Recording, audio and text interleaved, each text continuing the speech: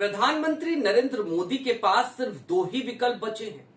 एक ये कि वो स्वयं अपनी कुर्सी छोड़ दे और गडकरी को अपनी कुर्सी दे दे, या फिर कि उन्हें अविश्वास प्रस्ताव का सामना करना पड़ेगा और ज्यादा बड़ी फजीयत हो जाएगी।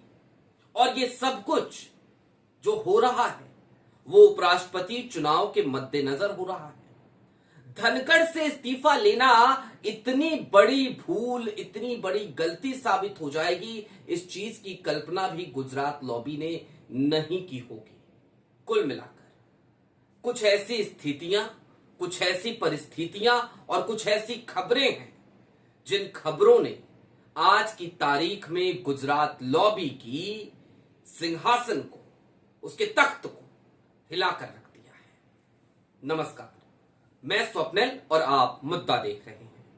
दोस्तों, आगे बढ़े उससे पहले एक छोटी सी अपील है। मुद्दा इन दिनों एक गंभीर आर्थिक संकट से जूझ रहा है। एक तरफ हमारे मेन बैंक अकाउंट बीते कई महीनों से फ्रीज चल रहे हैं, तो दूसरी तरफ हमारे 28 साल पुराने चैनल को भी डिलीट कर दिया गया। लेकिन हौसला है, हिम्मत है, आपका भरोसा है, नया चैनल बनाया और आप तेजी से जुड़ रहे हैं। आज की तारीख में मुद्दा को डे टू डे ऑपरेशंस में कुछ मुश्किलों का सामना करना पड़ता है। यदि आप चाहें, यदि आप सक्षम हो, तो मुद्दा की छोटी छोटी मदद जरूर कीजिएगा। आपके स्क्रीन पर क्यूआर कोड है, नीचे यूपीआई का नंबर भी। अब आगे बढ़ते हैं और एक एक करके कुछ बातों को, कुछ खबरों को आपके सामने रखते हैं। दोस्तों, जेपी नड्डा के घर पर डिनर पार्टी दी जाने वाली थी। तमाम सांसदों को बुलाने की रणनीति थी एनडीए की, लेकिन वो तमाम सांसदों को बुलाने की रणनीति बनी और फिर एक इनसाइड इंफॉर्मेशन आई और उसके बाद उस डिनर पार्टी को कैंसिल कर दिया गया। प्रधानमंत्री नरेंद्र मोदी भी डिनर पार्टी देने वाले थे, उस डिनर पार्टी को भी कैंसिल कर दिया गया।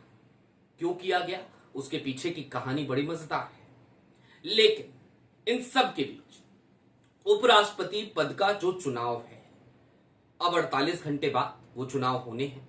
आज की तारीख है 7 और 9 तारीख को ये चुनाव होने हैं। मंगलवार का दिन होगा और मंगलवार के दिन गुजरात लॉबी का मंगल ही भारी पड़ गया है। क्यों पड़ गया है, अब जरा उस स्थिति को, उस परिस्थिति को समझिए। दरअसल संघ ने लगातार इस बीच में बैठकें की हैं। आपको याद होगा 19-20 अगस्त की तारीख संघ की आर्थिक शाखा की बैठक, उसके बाद एक बंद कमरे की बैठक बुलाई गई। उसमें तमाम थिंक टैंक्स को बुला लिया गया, जिसमें जोशी साहब गए, 67 पन्ने लेकर पहुंचे और देश की आर्थिक नीति पर तमाम बातें कही। मोहन भागवत ने उनका समर्थन किया और उसी बैठक में कुछ और बातें भी हुई। बंद कमरे की बैठक थी, गडकरी साहब को लेकर भी कुछ चर्चा हुई, उस चर्चा तक अभी आते हैं। उसके बाद से 3 दिन का एक शिविर लगाया गया, 26 तारीख, 27 तारीख और 28 तारीख अगस्त की। और उसके बाद फिर जोधपुर में एक कार्यक्रम का आयोजन जो आज की तारीख तक चल रहा है। संघ लगातार ये जो बैठकें कर रहा है, इस बैठक में कुछ बातें बड़ी मजेदार हो चली हैं। मसलन संघ जो इस बात को भली भांति तौर पर जानता है कि गुजरात लॉबी के वर्चस्व में रहते आज की तारीख में जो भारतीय जनता पार्टी है वो उसके हाथ से निकल चुकी है, तो ऐसे में वो गुजरात लॉबी पर लगाम लगाना चाहता है। और अब जो रणनीति बनी है उसमें सबसे ज्यादा मजेदार जानते हैं क्या है? रणनीति बड़ी सीधी सी है। नितिन गडकरी, आपको याद होगा अभी इन दिनों नितिन गडकरी और उनके बेटों को लेकर जिस तरीके से खबरें आई, तमाम बदनामी उनकी हुई। फिर द्वारका एक्सप्रेसवे, आपको याद होगा सीएजी रिपोर्ट में खुलासा हुआ था, उस समय भी उनके मंत्रालय पर ही आरोप लगे थे।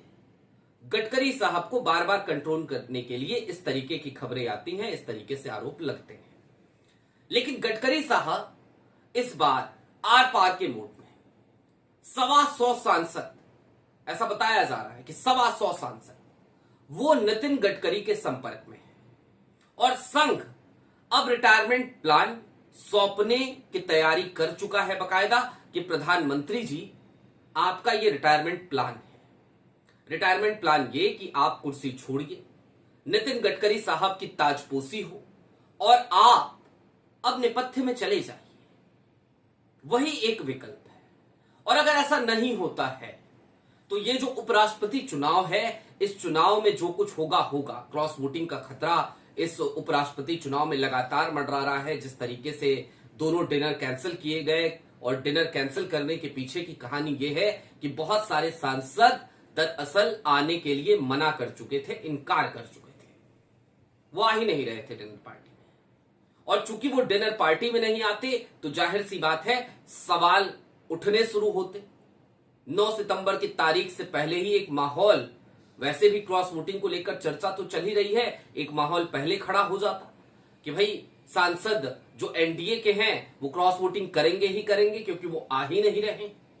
और इन सब के बीच जब डिनर पार्टीज कैंसिल हो रही हैं, जब लगातार एक अलग सी छटपटाहट शाह साहब के भीतर दिखाई दे रही है, वो विपक्ष के सांसद को फोन करके बर्थडे विश कर रहे हैं, उन सब के दरमियान गडकरी के पास 125 सांसद हैं।